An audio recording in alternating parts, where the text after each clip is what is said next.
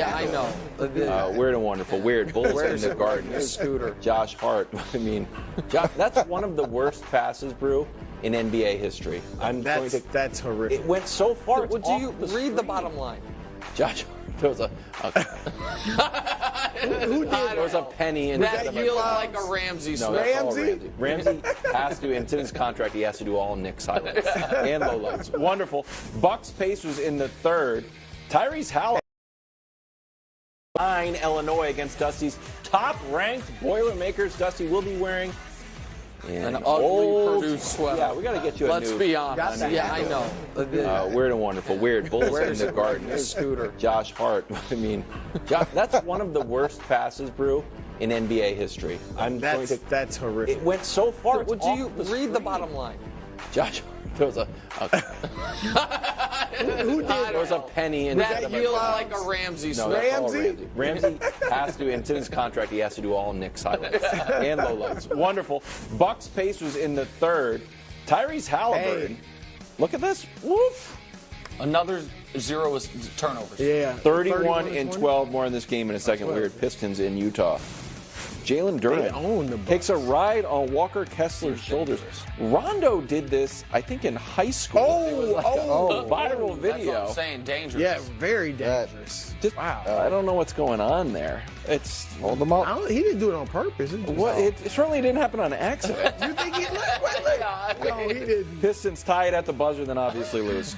Wonderful. Later in the third in Indianapolis, Dame with a left-handed poster. I didn't know that was still in his game. 2 of his 23, but Bucks lose again. 2 Indy. That's 4 times this year. Brew, they've got 10 losses, 4 to Indianapolis. I wanted to do it in the show yesterday. You guys said no. That's weird and wonderful from Indy national is- pastimes. Indy's sneaky good. Frisky, yes. Frisky. You are now looking moderately live at the Bake Show. We got this earlier in the day. Practicing today. He's going up against the Panthers, who have won 2 games all year. Tampa clinches the NFC South title with a win. Bake Show banged up, but he's got that Ohio, spirit, Toughness, that yep. grit. Yep. Take a listen. Coach knows. Is there any doubt in your mind that you won't be out there Sunday? I'll do everything I can to be out there, that's for sure. Division on the line, playoff hopes on the line, going back to Carolina. Yeah, I'll do everything I can. Oh, you're going to get lit up. Wild. Watch out. Are you as shocked as I am? That what? Tampa's got smart people there. Mm-hmm. We got Super Bowl champions on the coaching staff. You're going to get lit up now, bro. Are you as surprised as me that they after watching all off season, all preseason, all 17 weeks, that they have to choose between a clearly injured and less than 100% Baker Mayfield, right, or bruised guy Kyle Trask, and they're like, you know what, Baker, we'd rather Baker at 30%. Than Trask at 100% and fresh and ready, despite all the off-season quotes, bro. Yeah. No, I'm just shocked by it.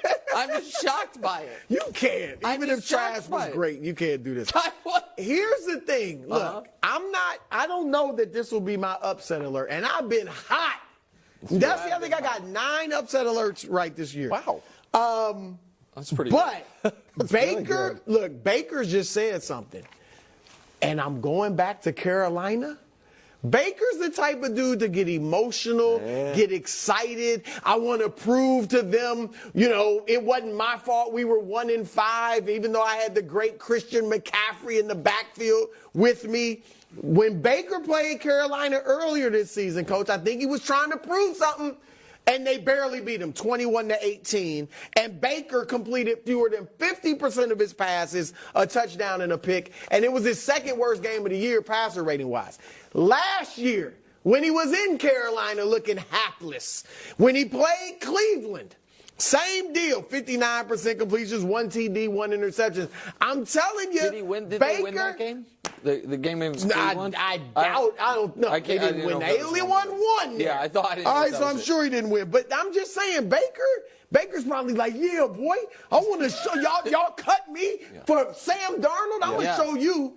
And that's when the interceptions start happening. So you think he's probably going to lose? No, I'm saying I think they may. I'm marinating. I'm going through the all 22 I don't think tonight. it's a bad upset alert. And Nick says that these upsets in the last week of the season don't happen. I didn't. Hold on. There's a difference between 4.5 and 14 points. Well, look, great. I'm glad you said that because in 2021, the 2-14 Jacksonville Jaguars with an interim head coach, with the #1 draft pick, who was the quarterback, at home, beat a division rival who needed the win to go to the playoffs, and they were 14-point favorites. So this never happens, right? It never happens. Not only is it the same exact situation, I mean, almost down to the T, but it never happens. No, there is a very large difference between... Because it's the Prince and Bryce? No.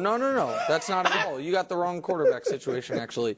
It's that the team, if I'm not mistaken, and I know you're going to bring that up, that the Prince beat was quarterbacked by Carson Wentz, who was basically who was basically Baker a few years advanced. Yeah, except Baker's teammates adore him, and Carson Wentz's teammates, to a man in every locker room, can't stand him. I was trying to find a nicer way to say that. Well, so we're going to disregard all the other similarities and just like, Carson Wentz. That was actually, by the way, for the record, this line is only... There is a chance. I'm sorry. This line is only 4.5 for a reason. Why? Because Baker... that line was 14. I know, Coach. I'm agreeing with you. I haven't even given my opinion on this. You're wrong. And I'm just being attacked by all sides. Carson Wentz got the second contract. Listen, I get it. I understand that those things sometimes happen. The reason we remember them is because they're rare. This would not be one of those situations. So this would not be a shocking Baker upset. can't lose this game. This would be a huge loss. He cannot lose to Bryce Young. He cannot. Would it not, Nick? Bryce Young cannot move the ball. Guys, the reason the line is only 4.5 is because Baker clearly shouldn't play, but is going to. So the idea that I would sit here and guarantee the way I did the Cowboys game, I do believe in Baker. I don't like injured quarterbacks playing. I think we have scores of evidence that the injured quarterback playing is typically a bad idea. Now, the Tampa defense and the ability to just eviscerate Bryce Young might make that a moot point. But the fact that it is a question if Baker is going to play means the answer is he shouldn't, but might force himself out there. Didn't Baker play the last time and was healthy, and the score was 21-18, and Carolina had the ball with a chance to tie or win. Can I say something? And you know what this sounds like? Thank you. Brew and Coach both came into this discussion assuming I was going to guarantee a Baker win, but phrased their entire arguments about it, and now that I'm saying the same thing as them, they're still attacking me. They're still, This sounds like you are laying the groundwork for an excuse. He's just building every excuse as to why. If they lose, it's because Baker was hurt. Baker, I watched the press conference. Baker's like, I'm a little sore, I'll get out there, I'll be all right, I'll be fine. That's what he's saying. A little normal soreness. He's played through pain. Hey, come on. No excuses. If he loses the